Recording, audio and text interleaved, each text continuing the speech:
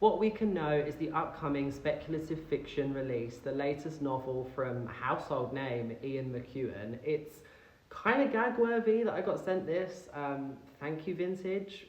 Ian McEwan, I feel, has like touched everyone's life in some way or another. Like, I feel like everyone's at least heard of him, so to have this proof is kind of crazy. And I'll say this, the prose, gorgeous. The ideas behind this book, very clever. The proof itself, also really pretty. Like, this is one of the prettier proofs that I've ever been sent. I didn't enjoy this story. I'm so sorry. I wanted to. I really wanted to. I'm not crazy about it.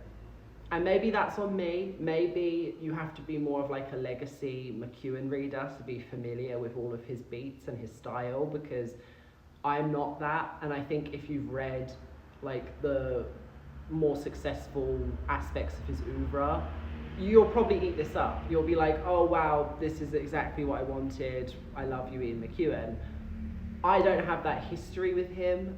This is very much me like dipping my toe in the McEwan pool, and I don't like it. The water is tepid. What I'm about to say next is so ostentatious, but I feel it fits this review because this book is also very like snobby and ostentatious. So when I go into a book, it's a lot like chemistry. In chemistry, with the reaction, you have the theoretical yield, which is like the maximum amount of product that you could expect from the reaction based on calculations that you do involving the stoichiometry. But then you also have the actual yield. So you do the reaction, you get an amount of product that you see in real time, and it's often quite different to the theoretical yield. This is how I feel going into books. I have in my mind's eye an expectation of this is the greatest version of this story.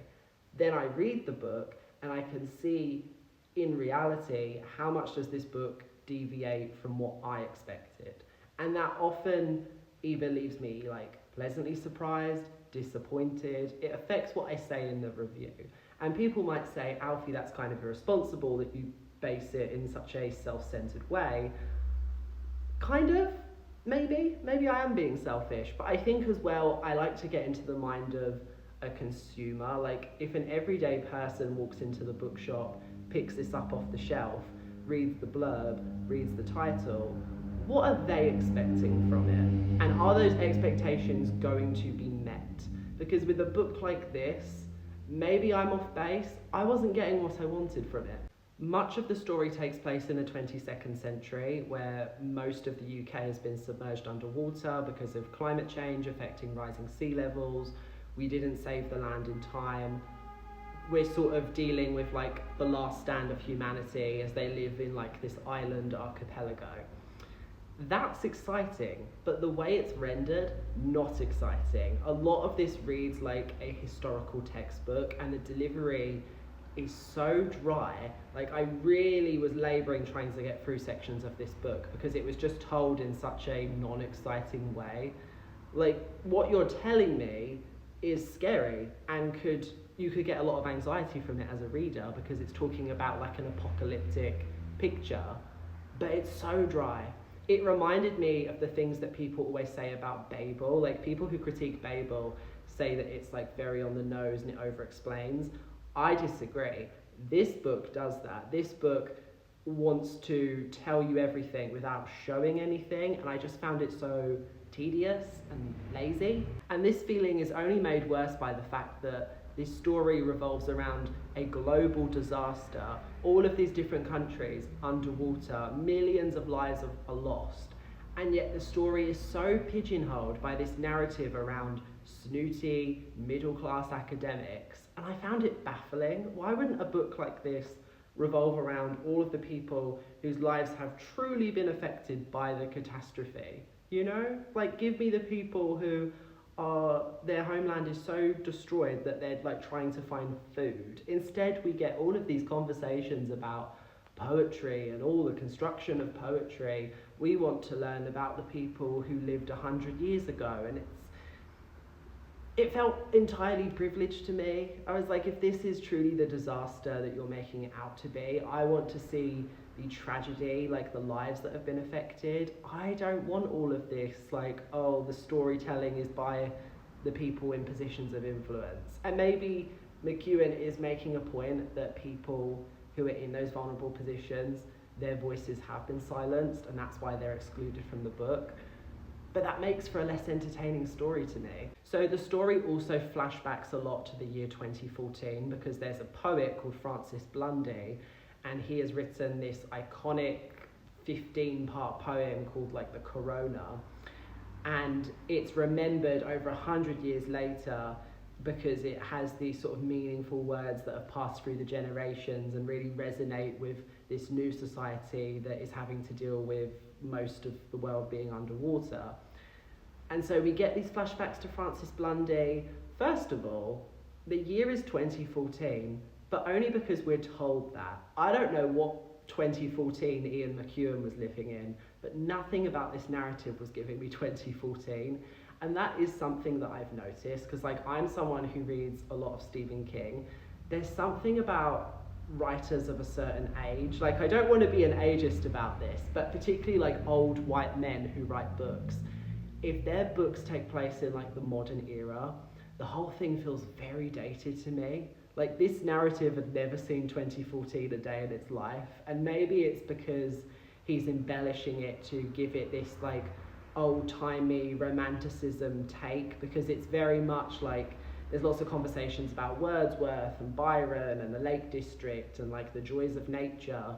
So I think that's what makes it seem more dated than it is.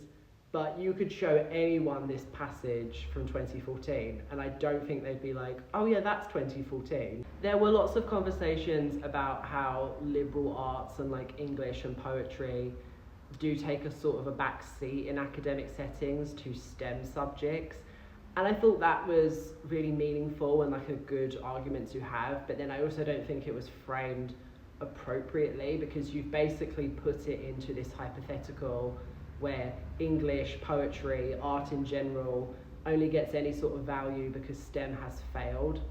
Like, I don't think we need the world to end to then appreciate art, you know what I mean? Like, if we appreciate art now, maybe we'll be in a better timeline than the one in this book. Like, it just felt weird to me that the story was like, oh, the world's ended, let's talk about art. It was like, maybe we talk about science so we can fix the rising sea levels. Like, I would argue that why not have both? I've never understood the binary behind that, where people are like, oh, I like maths and science, I never like English. Why? Enjoy them both. They're both useful. Like, I get that there's challenges there and people struggle with school, like that's sure. But I've never understood why it's like one or the other.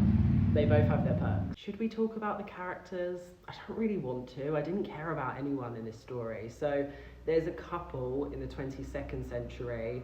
They're expecting a baby. She's resentful because he's obsessing over Francis Blundy and the poetry. Oh, and he's obsessing over Vivian as well. So Francis, back in 2014, has a partner called Vivian, but there's this whole drama where her first husband has dementia, and Francis basically murders him in the throes of his dementia so that he can like set Vivian free. Didn't appreciate the messaging on that.